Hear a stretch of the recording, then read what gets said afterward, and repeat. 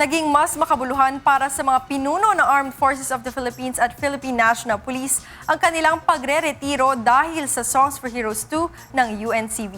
Ito ang balita ni Rosalie Cos.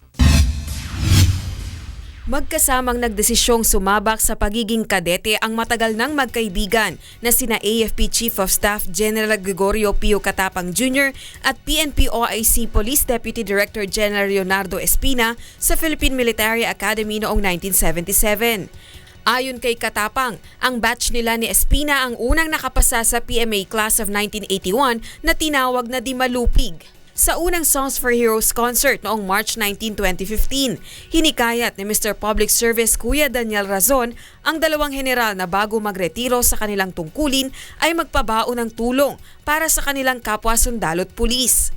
Ang biruan kasi namin ni General Katapang the last time that we were here, sabi ko, Sir, pa-retire na ho kayo ni General Espina.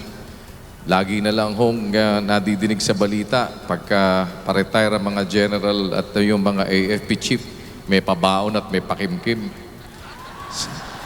Siguro this time, ang gawin naman natin, kayo naman ho sa pag-alis ninyo ang magpakimkim doon sa mga iiwanan po ninyo.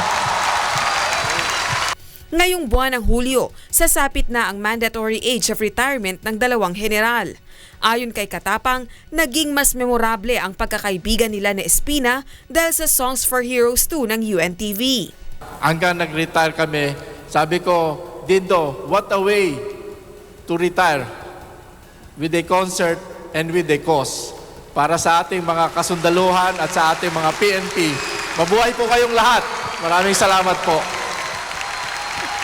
Hindi rin malilimutan ni Espina ang ginawa ng UNTV na pagbibigay pugay sa mga tauhan ng hukbong sandatahang lakas at pambansang pulisya ng Pilipinas. Ito pa, re-retire ako, napakagandang regalo para sa akin pag-alis ko, kaya talagang champion kayo. Nasa 8 milyong piso ang naipagkaloob ng UNTV sa tulong at suporta ni na Brother Eli Soriano ng Members Church of God International at Progressive Broadcasting Corporation President na si Atom Enares sa AFP at PNP mula sa Songs for Heroes 2. Ayon kay Brother Eli, ang halagang naitulong ay hindi sapat upang itumbas sa buhay na handang ibuwis ng bawat kawal upang ipagtanggol ang minamahal na inang bayan.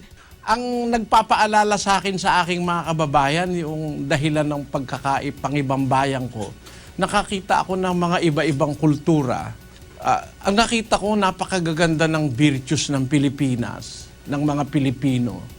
Wala sa ibang mga bansang pinuntahan ko.